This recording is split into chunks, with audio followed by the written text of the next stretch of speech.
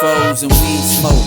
Butterfly doors, mink coats, and clean clothes. Shit, that's all a nigga knows. Sliding, dipping on 84s, wrapped in foes. Cold, I'm too froze, so part in my road gold. Bank rolls and city lights, living that life, so we going hard like every night. That's every night. Stuntin', flexing, I'm on, nigga. Green gang supreme. What's good, amazing fam? This your boy Boss. I'm gonna welcome you back for another episode of the It's So Amazing podcast. I'm your host, Boss The Truth, and if this is your first time tuning in, you can catch us every week on your favorite podcasting app. And if you want to watch the video version of this podcast, you can catch us on my YouTube channel. Search Amazing Films, AMAYESN Films, and that's where you can watch the video version of this podcast. So let's get straight into it. Let's talk about Chris Brown. So the boy Chris Brown dropped his latest album, I want to say 2 weeks ago. It's called Breezy. I listened to probably 8 or 9 songs, and I haven't finished the whole project yet, but that's neither here nor there.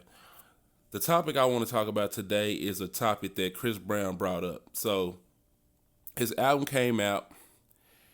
It was projected to do, I want to say, 70,000 first week, and 70,000 is good numbers for any artist, but for Chris Brown and his caliber, that's kind of low-ballish numbers. Now, he was upset. He put out a series of tweets saying that when I'm doing something negative, or if I'm in the news for something negative, everybody's talking about it, they spread that.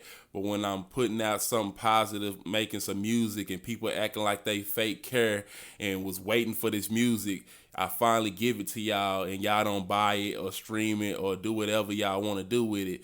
Now I got a problem. And it's kind of a hard situation to be in because Chris Brown is a legendary artist. He makes great music. He will go down as a legend. He is a legend right now, a living legend. But I feel like people don't really give him his just due anymore. And I've been seeing the narrative been going around a lot about Chris Brown been making the same song over and over for the last 3 or 4 years. Me personally, I don't feel like Chris Brown makes the same music. I feel like there's a lot of different things that he tries to tap into, but there is a certain subset of music that he does make, or not even music, of a certain character that he portrays that a lot of R&B artists try to portray, and I don't like that, and we're going to talk about that later on when I go into this other topic. But he was mad that his album didn't sell like he should.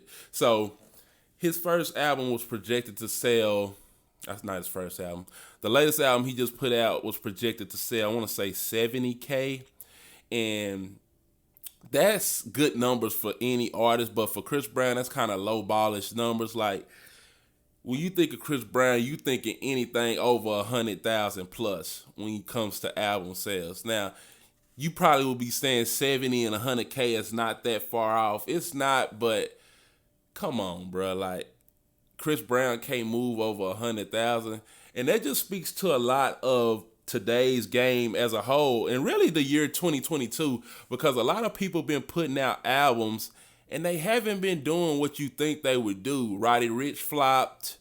Shit, they calling this as a flop for Chris Brown. Post Malone just put out an album that pretty much flopped. Like, I don't know what it is. I don't know if people are not really engaging and consuming the music, or is it because, Billboard every few years they kind of change up their formula of how they calculate album sales and stuff. I don't know if that has something to do with it, but at the same time, Chris Brown should be selling more than 70K when it comes to his albums. Now, I want to parallel this with another artist, R&B artist, I guess you might say, Brent Faiyaz. Now, Brent Faiyaz just put out his latest album, Wasteland, and it's projected to sell 100K or more. Now, there's nowhere on God's green earth that Brent Faiyaz is a bigger artist than Chris Brown. It can never be. Like, let's stop the cap. Now, I did see a lot of people saying that Brent Faiyaz makes better music than Chris Brown, and I could totally disagree. Brent Faiyaz does not make better music than Chris Brown. Brent Faiyaz couldn't even make better music than Chris Brown on Chris Brown's worst day ever. Like, let's stop the cap. And that's the problem that I have. Once people have narratives that they have for certain people, they really won't let go of those narratives. Like, they'll make a narrative for someone, and that narrative will have like a black cloud over that artist, and they'll never be able to go on and do better things, or people check them out because people will always go back to that narrative. I don't like that. Now, should Chris Brown have sold more albums? Me personally, I feel like yes, he's a legendary artist. There's no way that Chris Brown should be selling 70K. No, 70K is good for a new artist, a up and coming artist that's on their second album, that's building, like a Jack Harlow or something like that. Those are good numbers for Jack Harlow. 70K is not good numbers for somebody that's been in the game over 15 plus years. Like, come on, bruh. And this is the problem that I have with social media and just people in general as a whole. People keep showing a lot of fake love. They pretend like they like people. They pretend that they want you to put out new music, but at the end of the day, they really don't want that music. They really don't care about what you got going on. And I feel like that's one of the detriments of social media. I feel like that a lot of social media has shaped people's mind and warped people's mind into caring about everything else outside of what that person is known for. So if that person is a singer or a rapper, they don't give a fuck about none of the music that they putting out. They want to care about who they dating, who they sleeping with, what they was doing last night, who they was with, instead of what was the music sounding like. I feel like that's really what it is. And that's why you get a lot of these people, quote unquote, in these celebrity couples, when you get people put together and you be like, why are they even together in the first place? It's because social currency is more relevant to actual talent and real currency and things people actually can be tangible and have, like real good music. People care about clout. It's all about clout these days. And I don't like that, bruh. Like, Chris Brown put out a good album. Like I said, I didn't listen to the whole album yet, but I listened about 8 to 10 songs for sure. That was good. I didn't have no problem with it.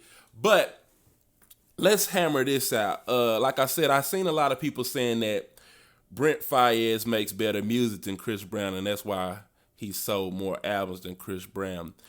Brent Faiyaz doesn't make better music than Chris Brown. I did listen to the whole Brent Faiyaz project, Wasteland, and to be quite honest, it was nothing special. And that's one of the things I want to talk about. I hate how people be like, oh, I love this toxic music and toxic this, toxic that. That was one of the reasons how the Weeknd got big, because a lot of his earlier music was that quote unquote toxic shit. Why do y'all want to listen to that shit to begin with, bro? Y'all like being hurt? Y'all love being in toxic relationships and shit like that? Like that shit actually get y'all going? Like, I don't understand it, bro. When I listen to R&B, I want to feel that heartbreak. I want to feel that love. That's what R&B is.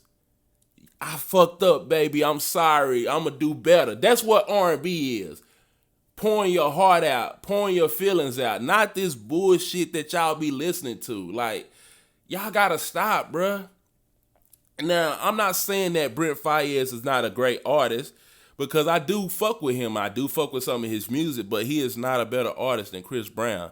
If you think he's a better artist than Chris Brown, bruh, like, I don't really know what to tell you. You don't really know what good music is, and that's the end of that story, bro. Like, come on, bro. Now, what could Chris Brown really do at the end of the day? I really don't think he could do anything, because I feel like a lot of this kind of stipulates or comes from his past transgressions. And when I say past transgressions, I mean his stuff with Rihanna, his stuff with Karrueche. You know what I'm saying? I've been seeing, I don't, and this is one of the, man, this is one of the things that I can't stand. I've been seeing a lot of people saying that he's a colorist, he doesn't like black women, and I'm like, where the fuck y'all get that from? Like, I just don't know these days. Like, I don't understand it. If y'all could tell me where Chris Brown came out and said he don't like black women, please let me know down in the comments below. But I don't know, bro. Like, he put out a great video with Normani called, with the Warm Embrace song. Videos phenomenal. And people was like, oh, this is the only time he will be with a black woman. I don't know why he got her. He don't even like black women. I'm like, bruh, like, where's this shit coming from? Like, so if y'all got some kind of news, want to break something to me, let me know what's going on. Please let me know, because I ain't never seen Chris Brown come out his mouth and say something about black women. I don't know. Now, if people coming to the conclusion that he don't like black women because of the people that he date, like, that's stupid, bruh. Like, people have preferences of who they like to date and stuff like that. That doesn't mean that they don't like other races, bro. Like, stop it. Stop the cap. Now, Sean Stockton of Boyz II Men had came out and put out a couple tweets about R&B. And this was pretty much around the same time that they did the verses that everybody was talking about with Ray J and Jeremiah, Mario, Omarion, and shit like that. So, Sean Stockman says that there was a time when it was cool to identify as an R&B singer. It was cool. There was a clear distinction between a rapper and a singer, persona-wise, and it was respected. It wasn't viewed as being soft, to be smooth, and to speak to the ladies at a certain way. R&B has lost their identity because it felt like it had to compete with the bravado of the hip-hop world, because labels stopped supporting the perception of black men being more than displaying a thug image. Let me disclaim, my tweets are not to say there aren't any great singers out there. There's always has been great singers, but the love they get is in disproportionate. So let's do this. Send me some songs or some artists y'all think is fire, and I'll repost it. Now, I agree with Sean Stockman. You used to be able to tell the difference between an R&B artist and a rapper. These days, they blend so much together that you can't tell what's R&B or who's a rapper. I remember when T-Pain came out and people was like, is he really a singer? Is he a rapper? Because his first album is called Rapper Turned Singer. So I remember that was kind of the beginning or the genesis of that. Then you got Drake coming in with a hybrid doing rapping and singing. Then after him, you got Bryson Tiller even more intertwining it with rappish, singy rapping type shit. So, and I think Bryson Tiller is really the main culprit of this whole, I say, downfall of R&B, because once he came out with Trap Soul, that was the end of the end. Every artist that was R&B or was a rapper seen Bryson Tiller come out and was like, oh, I could do that. So rappers that always kind of wanted to sing or could hold a semi-note or harmony, they started singing. Singers that could kind of put a couple bars together, they start rapping. And I think that was a detriment to the music as a whole, because if you're not no real singer, bro, like, stop it, bro. Like, don't be coming out here putting out no singy songs. If you're a rapper, rap. If you're a singer, sing. Now, I understand, like, sometimes you can't get a person to sing the certain songs that you want to sing, so you do it yourself. I understand that. I am a do-it-yourself type nigga, so I understand that. But at the same time, people need to distinctly stay in their own lanes. If you're a rapper, you need to rap. If you're a singer, you need to sing. And I feel like this blending of the two genres is hurting real artists or real R&B artists like Chris Brown, because Chris Brown is somebody that can actually sing, but he can rap too. But we don't give a fuck about Chris Brown raps. Like, I seen him on Drink Champ saying, like, he don't care about people writing songs for him, and I understand that because R&B artists always had other people write their songs for them. But he was like, ain't nobody ever wrote my raps. And I'm like, who gives a fuck? We don't care about your raps. We love you for your singing. You're an R&B artist, Chris Brown. And what Sean Stockman has said is true. It reigns true because you have these R&B artists like a Chris Brown, a Trey Songz, Young Blue, like K Count, Ty Dolla $ign. They have this machismo, macho persona, and the R&B music is not the same no more. Like, and that's what be killing me, because I remember when Ty Dolla $ign was having his little run and he was hot, people was loving him, and there are certain songs that I do fuck with from Ty Dolla $ign, and I'm like, this is the song, these are the type of songs you should make, but he doesn't stick to that. He does other stuff, and I'm like, bro, stop it. You're not a rapper, bro. You're a singer. Do singing and you can lock in and be bigger than ever, but a lot of people won't stick to the genre that they supposed to be in. And I kind of agree with Sean Stockman saying a lot of the labels are not putting in the effort or the backing to promote real R&B. You have a real R&B singer like Tank, Maybe I Deserve. He doing fucking songs that just sound like, bro, like, why are you making these type of songs? And it's like, I guess that's what you have to do in 2022. You can't just come out and put out a pure ballad for the girls, crooning, pouring out your heart and stuff like that. I guess that's considered old school in these days and age, and I just don't understand, bro. I wish my rappers rap. I wish my singers sing. I wish an R&B song actually sounded like a real R&B song instead of fucking 808s that Gunna and Young Thug can rap over. Like, bro, like, if I want to hear that, I'm going to listen to some rap, bro. I don't want to hear that from my R&B singers. I want to hear some shit that make me think about an old relationship. I want to hear something that make me feel what I'm going through in my current relationship. You know what I'm saying? Niggas be going through everyday shit every day. And that's what music used to do. Music used to uplift. Music used to make you think. Music used to make you feel. And today, you can't really get nothing from this music that's coming out today, bro. Like, me, honestly, I don't really feel like you can get anything from this music. So, I understand what he's saying. I kind of think that's why the main culprit of why Chris Brown didn't really sell the albums that he want to sell, because he stuck it between a rock and a hard place of trying to do what today's generation is doing, and instead of doing what we know he can and we love him for doing. Now, speaking of fake love, let's talk about that girl Ciara. Now, I did a video earlier on the YouTube channel saying Ciara just signed a new record deal with Republic Records and Uptown Records. And she has a new song out called Jump, if I'm not mistaken, with Coast Contra or something like that. These some newcomers that I've seen on Instagram that kind of got big lately. And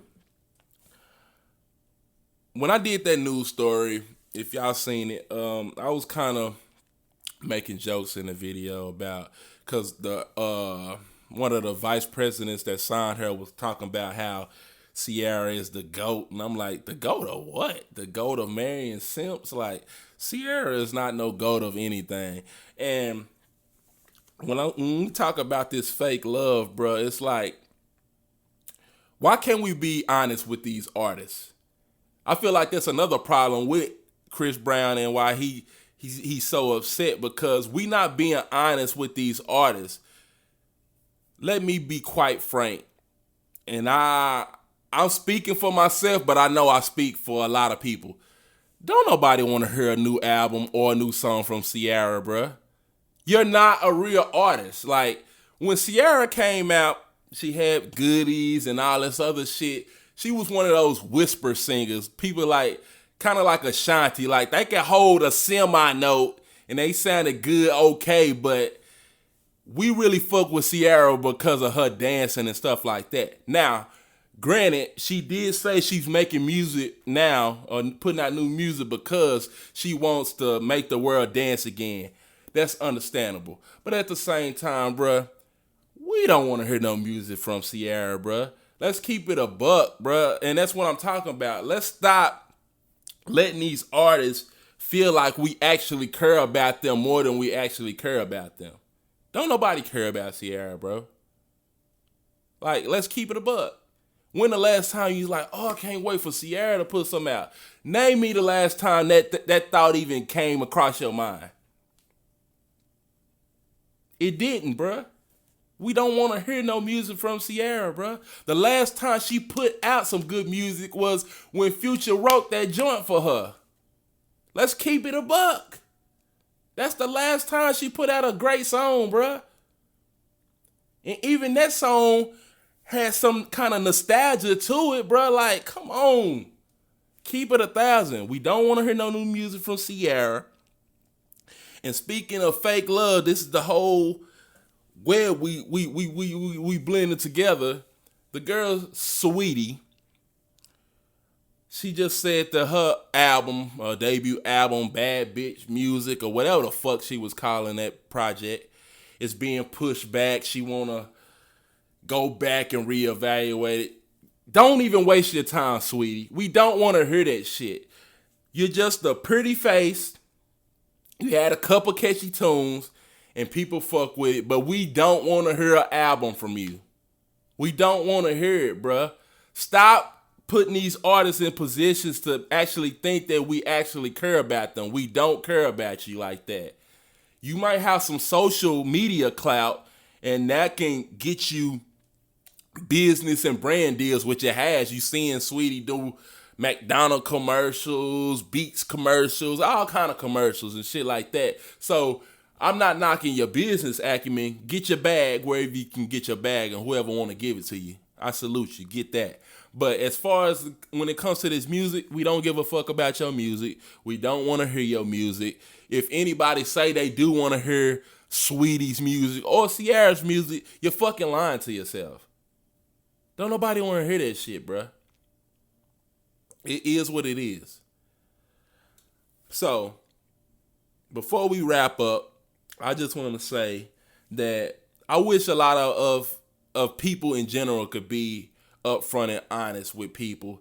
Stop being yes man. Stop lying to these artists. If these artists putting out albums and they trash, call them trash. Stop letting them think that they actually put out some good music. Chris Brown, we want you to do some real R&B. Stop doing 808 songs with 808s and shit. We don't want to hear that shit. We want to hear you crooning, pouring your heart out, saying you want Rihanna back, even though we know you don't want Rihanna back. We want you to. We want that type of music. We want that heartbreak, bruh. We don't want you rapping, talking about catching bodies and all this other bullshit, bruh. That's not what we want to hear from you. And until you get back to your roots and make the music that you should be making, you're going to continue to sell these type of numbers, and you're going to continue to be mad at the general public. But you only can be mad at yourself because you didn't deliver what you should have delivered in the first place. I want to thank y'all for tuning in for another week of the It's So Amazing podcast. Like I said, I'm your host, Boss the Truth. If this is your first time tuning in, you can catch us every week on your favorite podcasting app. And if you want to watch the video version of this podcast, you can catch us on my YouTube channel at AMAYESN Films. That's AMAYESN Films. Thank y'all for tuning in for another week. I know this was a short episode. I normally do about 30 minutes, 35 minutes, but this is really only things that I had to talk about this week. So bear with your boy, and I will catch y'all next week. Peace out. I thank y'all. I appreciate y'all for fucking with your boy. Holla at me next week. Peace.